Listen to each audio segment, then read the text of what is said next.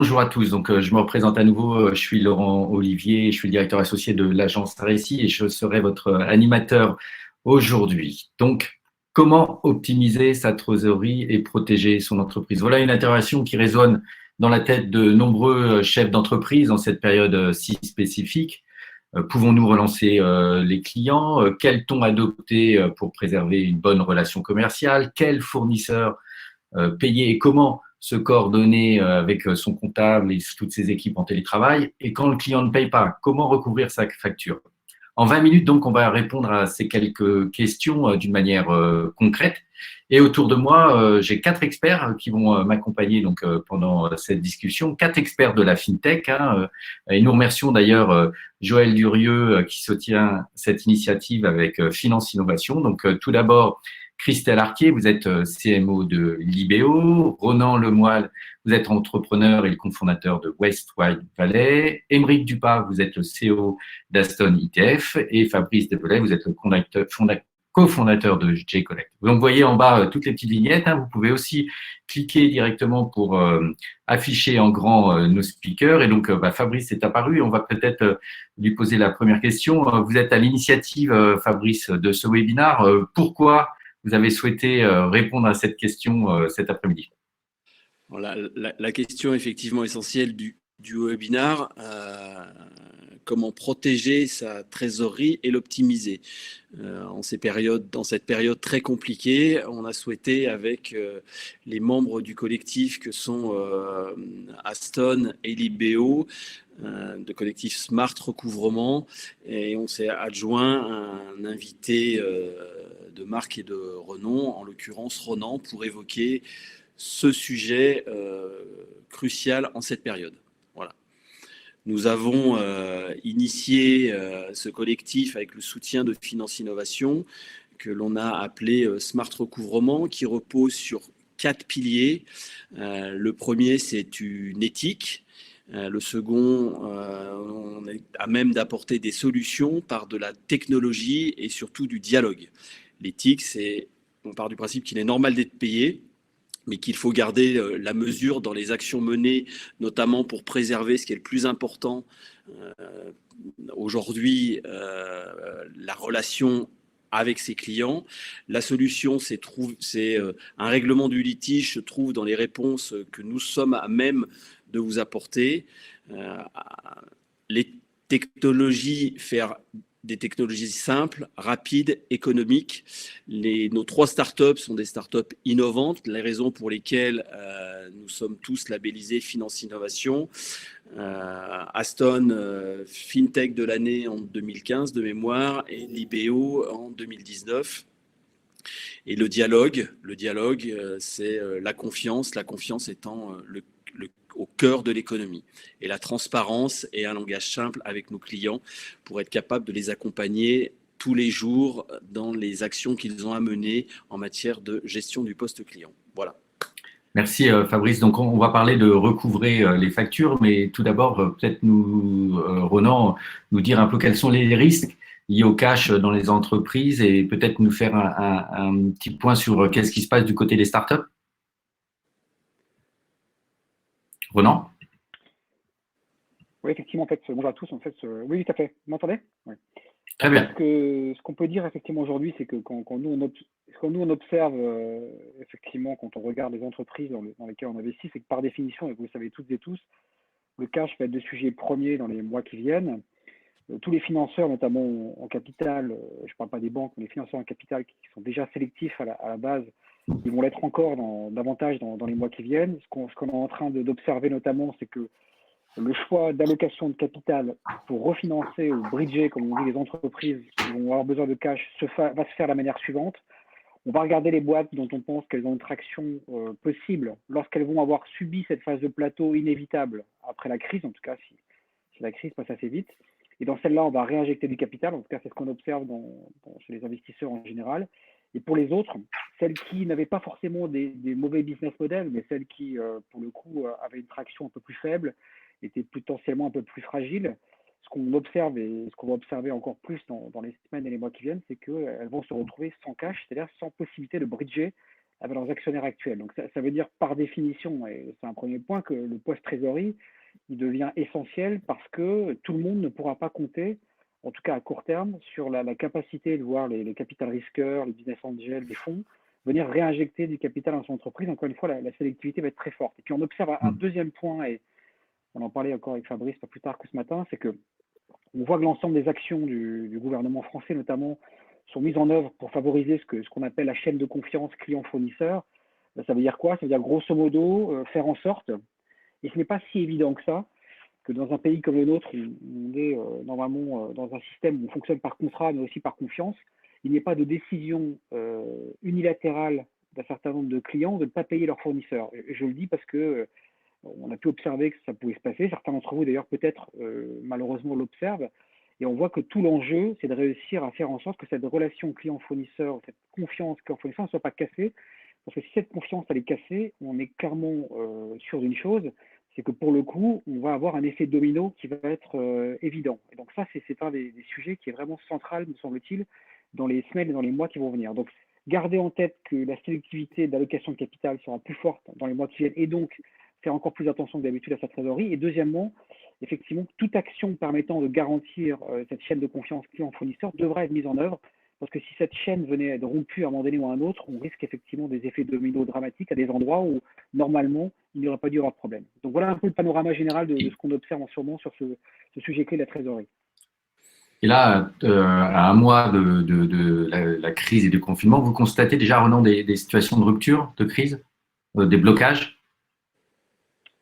En tout cas, moi, ce que j'observe, en tout cas, alors j'ai observé quelques cas dans lesquels on avait des fournisseurs des clients pardon, qui de leur simple initiative décidaient de ne pas payer totalement ou partiellement leurs fournisseurs avec quelquefois, je ne vais pas citer d'exemple, mais quelquefois des choses assez ahurissantes, c'est-à-dire presque du chantage sur le thème c'est à prendre ou à laisser. On a envie de dire, c'est pas parce que le Covid est passé par là, malheureusement, avec tout ce que ça veut dire que on a le droit de son plein gré de décider de ne pas payer quelqu'un qui vous a rendu la prestation qu'on attendait. Donc ça, on l'observe. Je ne dis pas que c'est une majorité, mais il y a des cas.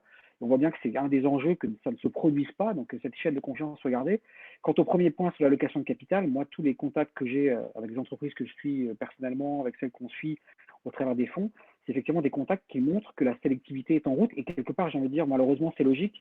Quand ça devient plus compliqué, il faut choisir effectivement l'endroit où le capital est remis. Et donc, ça veut dire que les entreprises qui, elles, ne sont pas forcément des entreprises qui ont des mauvais business models, mais qui, pour le coup, sont peut-être un peu plus explosives, un peu moins explosives, pardon, en termes de croissance que les autres, doivent faire très attention à leur trésorerie parce qu'elles ne sont pas certaines de pouvoir se refinancer comme elles l'auraient fait en temps normal dans les semaines et les mois qui viennent. Donc, d'ores et déjà, on voit que ça s'ajuste. Il y a eu un petit moment de sidération à très court terme, mais en ce moment, les comportements, effectivement, commencent à s'ajuster pour tenir compte du contexte de croissance nulle, molle, tout au mieux qu'on pourrait avoir dans les mois qui viennent. Merci Ronan. Donc une des clés, c'est de bien facturer et de bien organiser la relance de ses clients. Donc Aymeric Duprat, vous êtes le CEO d'Aston ETF. Donc est-ce que vous pouvez nous donner un peu des clés et des leviers en cette période pour bien s'organiser de la facture à la relance? Merci Laurent. Oui, bien sûr. Bonjour à tous déjà. Effectivement, comme le soulignait Ronan, aujourd'hui, on est vraiment dans une situation où plus que jamais, la gestion de sa trésorerie et la gestion de ses factures clients sont essentielles. Le pilotage de ces paiements, c'est devenu un filtre pour le financement. Et au-delà d'être un filtre pour le financement, c'est aussi devenu une question d'éthique et de chaîne de confiance. Donc, les 5 leviers que je voulais partager en fait aujourd'hui avec vous sur cette thématique, c'est déjà vos clients. Vos clients doivent être votre priorité absolue. Ils vont tous traverser la crise également de façon diverse. Donc, la première question et une des premières questions à se poser, c'est quel est votre plan? Qu'est-ce que vous êtes prêt à faire? Qu'est-ce que vous n'êtes pas prêt à faire pour être flexible vis-à-vis des attentes de vos clients concernant leur paiement? Est-ce que cette réflexion, elle a été formalisée? Est-ce qu'elle a été partagée avec vos équipes? Est-ce qu'il faut réallouer certaines équipes à différents postes? Par exemple, réallouer des sales qui s'occupaient plutôt de newbies vers la base installée pour s'assurer que votre base installée cliente continuent à payer vos factures? C'est un premier point, une première question à se poser. Ensuite, comme on le disait tout à l'heure, le cash étant devenu un élément essentiel et un filtre majeur pour les financements, ça veut dire qu'une entreprise ne peut plus se permettre aujourd'hui de ne pas maîtriser sa position de cash, sa position de trésorerie. Donc, ça veut dire qu'il faut être en mesure d'avoir en temps réel tous les indicateurs nécessaires concernant votre position cash. Et ça implique aussi de comprendre et de pouvoir anticiper le comportement de paiement de vos clients. D'autant plus que dans le cadre de cette crise, ces comportements de paiement vont changer. Donc, est-ce que vous êtes capable aujourd'hui de lire quasiment en temps réel l'évolution de leur comportement de paiement? Est-ce que vous êtes capable de l'anticiper? C'est un point important. Et ça va être important, c'est d'essayer de le robotiser et de mécaniser un peu cette démarche. Tout à fait, Laurent, puisque effectivement, l'autre sujet, c'est qu'il va falloir faire plus avec moins. Donc, le poste client étant devenu essentiel, la première raison de non-paiement d'une facture, c'est souvent tout simplement parce qu'elle n'a pas été relancée. Donc, il va falloir s'assurer que absolument toutes les factures sont relancées. Et pour ça, il faut basculer vers un système d'automatisation intelligente. C'est rarement possible de pouvoir quasiment manuellement relancer l'intégrité de ces factures. Et enfin, le dernier point, c'est tout le sujet de l'affacturage et de l'assurance crédit. Là, on pourrait dédier un webinaire entier au sujet. On ne va pas se lancer là-dedans. Simplement se dire que aujourd'hui, l'affacturage, c'est un système de financement qui est beaucoup plus simple que ce qui existait avant. Et soit vos courtiers, soit des sociétés comme les nôtres, on peut vous accompagner, vous mettre en relation avec les bons partenaires sur ce sujet. Merci pour ces 5 leviers très concrets. Maîtriser sa trésorerie, c'est aussi payer ses fournisseurs. On accueille Christelle Arquier, vous êtes donc CMO de Libéo. Pourquoi est-ce si stratégique pour certaines entreprises de pouvoir garder le contrôle et de bien payer ses fournisseurs? Bonjour à tous. Alors, c'est sûr que quand on parle de trésorerie, le gros sujet, c'est l'encaissement de ces factures. Il y a une tendance chez les fournisseurs, c'est de souvent se dire que quand on n'est pas payé, il y a une mauvaise volonté du client. Alors que, comme le disait Émeric, les principales raisons, c'est généralement un raté dans le processus. Soit le client a envoyé un email, il avait une question, on lui a pas répondu, l'email s'est perdu, etc. Donc, ce qu'il faut garder en tête, c'est que la chaîne de paiement, de la réception d'une facture à son règlement, est aujourd'hui encore très archaïque et le plus souvent peu efficace. Nous, c'est ce qu'on voit du côté de nos clients et c'est ce qu'on constate tous les jours. Beaucoup de factures sont encore reçues par courrier, éventuellement par mail. Elles sont rangées dans des classeurs, elles sont parfois listées sur des Excel et on attend la date du règlement et souvent, ça manque un petit peu de relance automatisée, comme disait Émeric. Il y a un vrai manque d'outils et il y a peu, voire pas de digitalisation sur cette fonction, ce qui rend le suivi côté client très difficile. Donc, la question à se poser, c'est est-ce qu'on peut simplifier la tâche pour ses clients? On est dans une relation commerciale, on est deux, donc il faut aussi se dire est-ce que moi, je peux participer pour améliorer ce processus? On peut par exemple se demander si le client, il a vraiment toutes les informations dont il a besoin pour payer rapidement. Est-ce qu'il a les informations nécessaires sur la facture? Il y a des mentions légales qui sont très, très souvent oubliées et qui bloquent un paiement du côté du client si on n'a pas le bon numéro de facture, la date d'achat, le descriptif exact, etc. Il faut se demander aussi s'il a les bons documents, l'IBAN ou autre information bancaire. Est-ce qu'il a le bon contact en cas de souci? Est-ce qu'il sait auprès de qui à qui il doit s'adresser s'il a une question? Ce que ça veut dire, c'est que concrètement, vous pouvez, en tant que fournisseur, participer au processus de règlement pour essayer de le faciliter et surtout de l'accélérer puisque c'est l'objectif. En ce moment, on sait que le cash est clé, vous en avez besoin dans votre trésorerie et donc, il faut essayer de prendre une part active à ce processus de règlement. D'ailleurs, vos clients vous en seront reconnaissants parce que vous n'êtes pas les seuls à leur courir après en ce moment.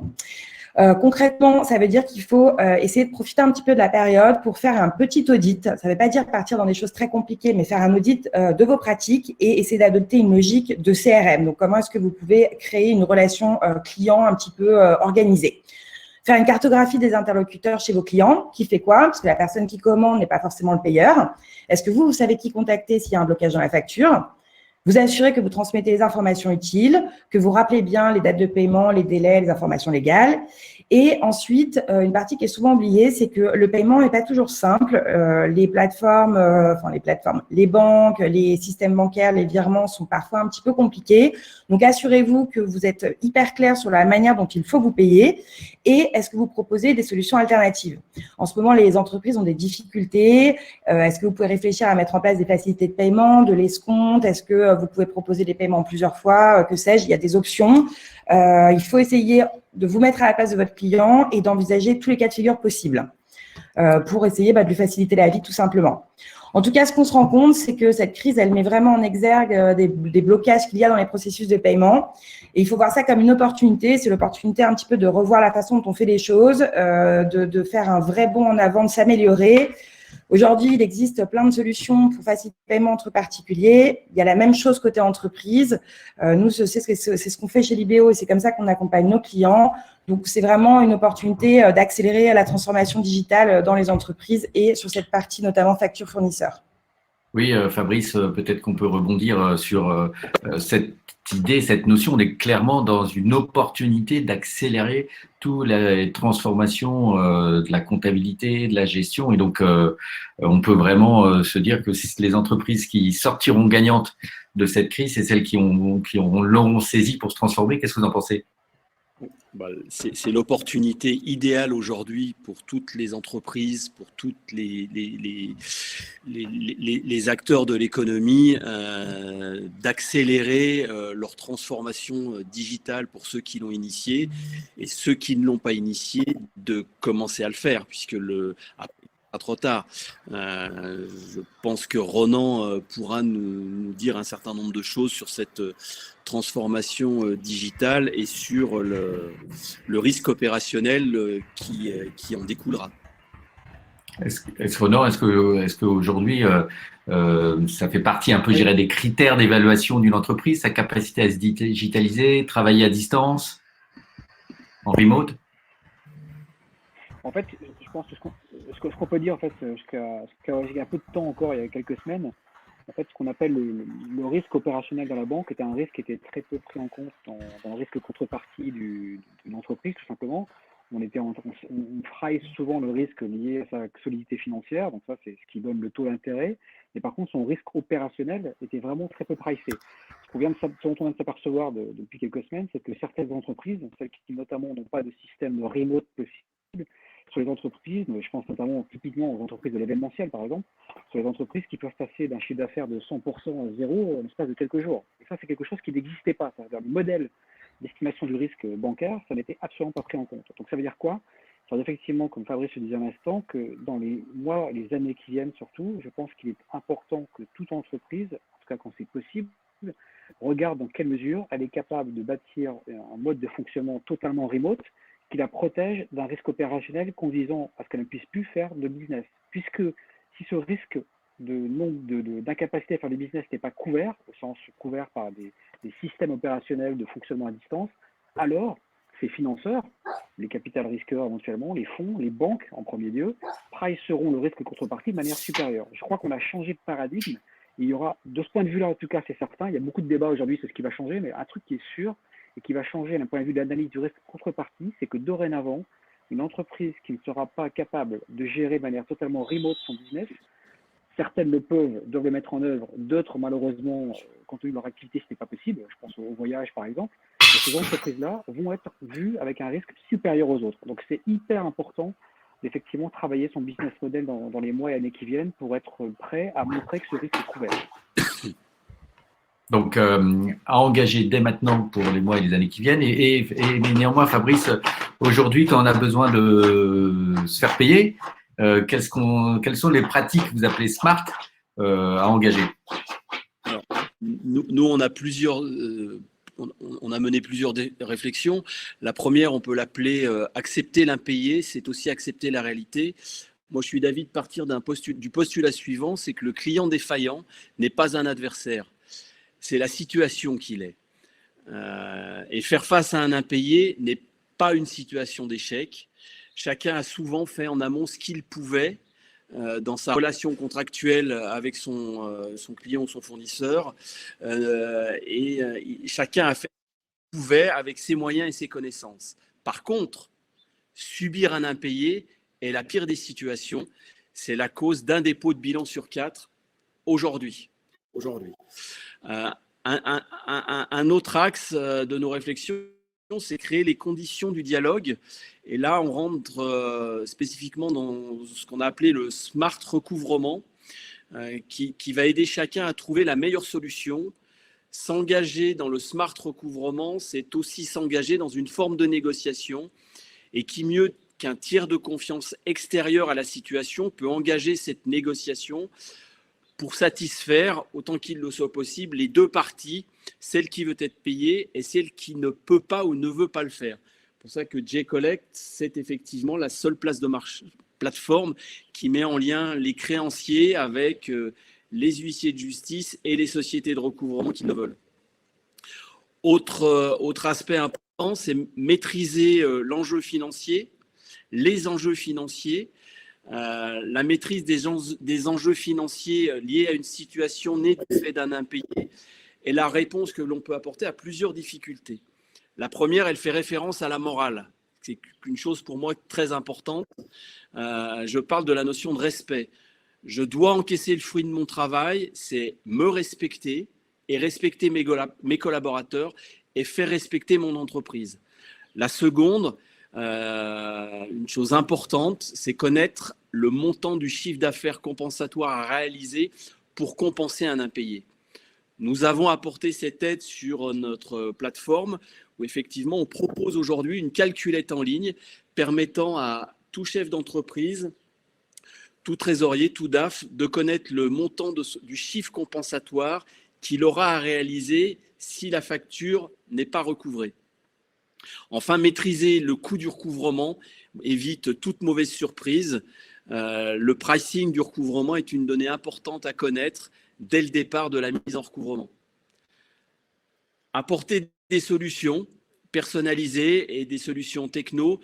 Chez nous, on a conscience que nos innovations technologiques bousculent à la fois le modèle traditionnel du recouvrement des entreprises et le contenu des métiers du recouvrement, donc tant chez les huissiers que les sociétés de recouvrement. Nous avons pensé le recouvrement avec des outils techno et il y a quelque chose qu'on va lancer dans les semaines qui viennent qui n'a jamais été fait, qui va s'appeler le recouvrement modulable avec l'un de nos partenaires qui fait partie du collectif Smart Recouvrement, Streammine, pour effectivement proposer des solutions vraiment adaptées aux situations des débiteurs particuliers, des clients défaillants côté B2C. Notre volonté par cet outil n'est pas de stigmatiser un client défaillant, mais de lui proposer un accès simplifié au recouvrement amiable. Il faut savoir, et ça c'est des sources de la FIGEC, c'est que 9 créances sur 10 s'encaissent à l'amiable. Et ces modalités techno nous permettent de proposer un recouvrement inclusif qui prend encore tout son sens aujourd'hui lors de cette crise. Le dernier point, c'est imposer une éthique pour tous et par tous. J'entends par là qu'il est à minima, on peut faire preuve à minima d'empathie, c'est-à-dire prendre conscience du point de vue et des émotions de chaque partie, écouter, proposer des solutions et récupérer de l'information. Pour celui qui recouvre le fameux tiers extérieur, il est important de préparer les deux parties au pire pour que chaque partie accepte une offre raisonnable et soit soulagée. En effet, tous les êtres humains préfèrent éviter des pertes au lieu d'obtenir des gains, car la peur nous tient constamment en alerte, on le voit aujourd'hui, et nous perdons jamais le sommeil quand tout va bien. En conclusion, je prends soin de ma trésorerie en prenant soin de celle des autres. ne plus payer ses fournisseurs, ce à quoi faisait référence Ronan ce matin, et on en avait un exemple sous les yeux concret, fait que les flux circulent autant que faire se peut de la même manière, et faire que ces flux circulants, on retrouve et on pérennise la confiance, puisque la confiance, comme l'a rappelé Ronan, c'est le business, c'est l'oxygène de nos business. Enfin, je terminerai en faisant une référence à Albert Jacquard. Nous sommes les liens que nous tissons avec les autres. Cette phrase prend tout son sens aujourd'hui, et notre collectif, le Smart Recouvrement également. Voilà ce que je pouvais vous… Merci Fabrice. J'ai envie de faire réagir Ronan. Est-ce qu'effectivement, on n'est pas dans une période où la solidarité entre les différents acteurs, nationale, on peut même parler peut-être européenne, est important aujourd'hui? Moi, je pense effectivement, depuis le début de ce webinaire, ce qu'on évoque effectivement, c'est la notion de confiance, y compris quand on met des outils derrière pour permettre aux entreprises de franchir le cap. Mais la confiance, c'est la pierre angulaire de tout. Et je crois que si on se positionne au niveau macroéconomique par rapport à ce qu'on évoque aujourd'hui, ce que sont les entreprises, c'est qu'on est dans le même registre. Je pense que ce qui va faire qu'on s'en sortira ou pas demain, c'est la confiance et la solidarité. Je m'explique. Il y a beaucoup de débats en ce moment sur l'idée sur laquelle il faudrait ou pas, d'un point de vue macroéconomique, coordonner les politiques des différents États pour, par exemple, c'est ce qui a été évoqué en Europe, lancer des Corona Bonds. Donc, c'est cette obligation ou ces obligations qui, quelque part, permettraient de refinancer l'ensemble des pays de l'Europe de manière, on va dire, blind, comme on dit, c'est-à-dire une obligation commune. Moi, je crois que c'est une bonne solution. Il y a beaucoup de gens qui sont contre sur le thème. Ça fait financer des pays un peu moins rigoureux. Je pense à l'Italie, l'Espagne, la Grèce, par des pays qui le sont plus, par exemple l'Allemagne. Je crois que c'est une erreur. Je crois qu'aujourd'hui, le vrai sujet qu'on a tous, et pourtant je suis quelqu'un qui est pour la rigueur en termes économiques, le vrai sujet qu'on a tous, c'est de faire en sorte de ressortir sur un même pied d'égalité de la crise. C'est-à-dire que cette crise est sanitaire, ce n'est pas une crise financière au sens de celle qu'on a connue par les banques en 2008, mais une crise liée au fait que les entreprises auraient mal travaillé. C'est la faute, entre guillemets, d'un virus qui, quelque part, ne doit pas permettre à qui que ce soit de repartir avec ou un avantage ou un handicap au sortir de cette crise. Je crois qu'il n'y aura rien de plus injuste que d'imaginer, effectivement, c'est ce qui a été dit d'ailleurs par notre président et ministre de l'économie, d'imaginer que des entreprises puissent défaillir parce qu'il y a eu un problème sanitaire, d'imaginer que des États, effectivement, et donc leurs citoyens, puissent repartir handicapés parce qu'un virus serait venu pénaliser leur économie. Donc tout ce qui doit permettre d'organiser la solidarité et le lien de confiance, que ce soit au niveau des entreprises ou au niveau des États, et donc de l'Europe, doit être mis en œuvre. Et moi, je milite beaucoup pour ça. Et le sens de ce qu'on évoque aujourd'hui, c'est bien cette dimension-là. Et le sens de ce qui est fait, me semble-t-il, en tout cas,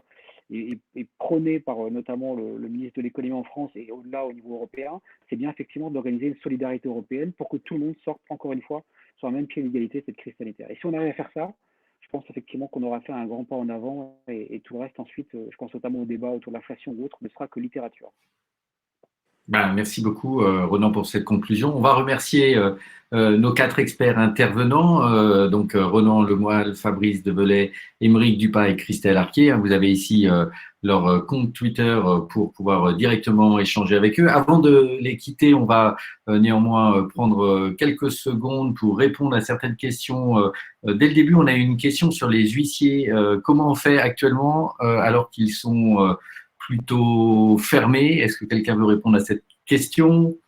Nous, on est en lien quotidien avec les études d'huissier connectées à la plateforme. Les études d'huissier continuent à travailler. Certaines sont fermées, n'accueillent pas de public, mais le travail de recouvrement amiable se poursuit. C'est le meilleur moyen aujourd'hui de faire du recouvrement amiable et pas du recouvrement judiciaire, et pour cause des déplacements du fait des distanciations sociales et autres, mais certains vont découvrir les bienfaits du recouvrement judiciaire, et surtout cette situation est extrêmement porteuse d'espoir pour ces huissiers.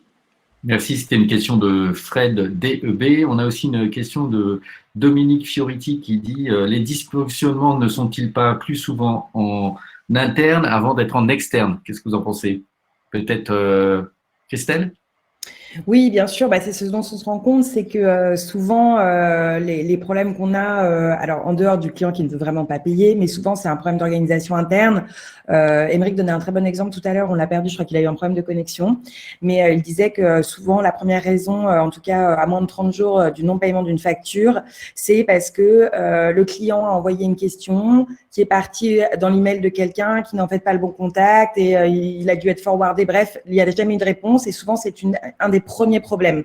C'est pour ça qu'on parlait tout à l'heure de revoir un petit peu son organisation interne et être sûr qu'on facilite les échanges, qu'on est bien organisé soi-même avec son équipe, entre qui commande, qui reçoit les factures, qui approuve les factures, qui paye. C'est pas toujours évident. Et une fois que ça, c'est clair, on sera également capable de le communiquer clairement en externe et donc de simplifier le process pour tout le monde. Merci. On a une question aussi de Pépé, peut-être pour Fabrice. Comment est fixé quel est votre taux de recouvrement? Alors, le taux de recouvrement, ce sont nos algorithmes qui le fixent et ce sont nos prestataires qui se voient attribuer la facture dès l'instant où ils sont en accord avec le montant de l'honoraire de recouvrement préconisé. C'est très simple. Merci. Et peut-être une dernière question pour Ronan, pour reboucler sur le sujet de la solidarité nationale et européenne. Donc, une question qui nous est posée par Andrés Glenex. En quoi la communauté européenne peut-elle montrer un esprit solidaire si chaque pays est lui-même replié sur sa propre situation à cause du virus? Je crois qu'il faut distinguer deux choses. Il faut distinguer le besoin, entre guillemets, de confinement au sens physique du terme, qui est une réalité, malheureusement. Je pense que les pays doivent, entre guillemets, c'est vrai, des pays comme des régions de ces pays, comme des villes de ces pays, on doit limiter tous les mouvements. Donc il y a une espèce de paradoxe, effectivement, à dire qu'il faut que le monde s'arrête et que, quelque part, les gens se referment sur eux-mêmes. Et en même temps, quelque part, ce sont ces conditions-là qui permettent de préparer, par ailleurs, le redémarrage sur la même ligne de départ de tout le monde. C'est-à-dire que pendant, effectivement, que la crise sanitaire, et c'est bien normal, c'est ce qui doit nous occuper tous en premier lieu, et qui occupe, on le sait tous, les soignants notamment, est en train d'être traité. Il faut mettre en œuvre les modalités économiques. C'est le plan de plus de 110 milliards d'euros déjà bâti en France, et on peut d'ores et déjà dire qu'il y en aura beaucoup plus que ça. C'est le plan de 500 milliards d'euros au niveau européen, on peut déjà dire qu'il y en aura beaucoup plus que ça. Et quelque part, si vous savez, au niveau mondial, il y a déjà eu 8 000 milliards de dollars qui ont été injectés dans l'économie depuis la crise du Covid, et ça va continuer. Et chacun de ces milliards, entre guillemets, a été mis en œuvre jusqu'à présent, en tout cas, avec cette idée de redémarrage de manière équitable, et j'ai envie de dire, de toutes les économies. Le grand risque que nous avons, et on le sait tous, c'est qu'effectivement, un pays, je pense, si on pense en dehors de l'Europe, la Chine, si on pense en dehors de l'Europe, toujours les États-Unis, quand je dis profite, c'est un mot sans doute qui n'est pas tout à fait opportun, mais je le dis à tout, prennent une longueur d'avance et de cette crise sanitaire face à un avantage concurrentiel. C'est ça qu'il faut éviter. Et c'est pour ça que la coordination des politiques est importante. Mais dans le même temps que la coordination des politiques économiques est importante, il faut par ailleurs, et c'est le paradoxe, que les pays se referment de point de vue sanitaire sur eux-mêmes temporairement. Donc il y a une espèce de paradoxe qui pour autant se comprend bien si on fait la part des choses entre l'économique et le sanitaire.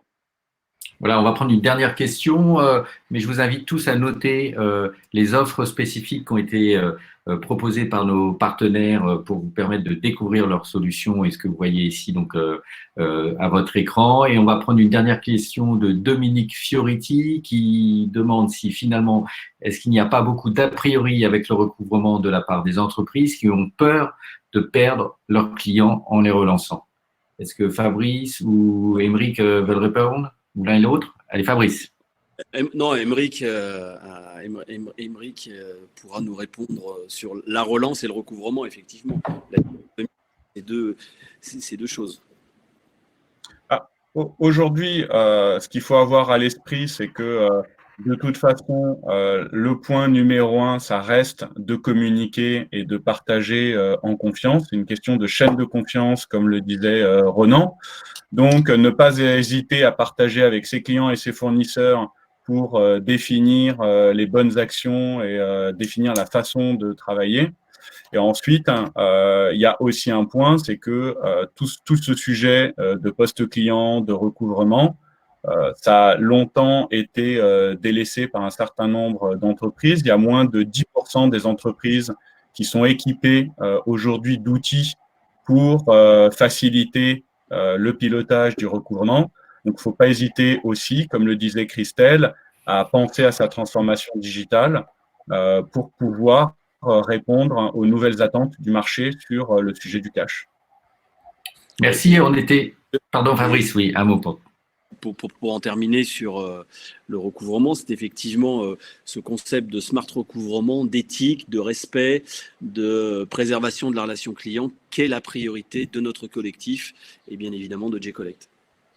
Merci pour ce mot de conclusion. On a été près de 140 cet après-midi réunis autour de ce webinaire. Donc, on va remercier nos 4 experts. Je rappelle, Christelle Arquier, vous êtes CMO de Libéo, Renan Lemoyle, vous êtes entrepreneur et cofondateur de Westwide Valley, Émeric Dupas, CEO de Aston ETF et Fabrice Develay, cofondateur de J-Collect.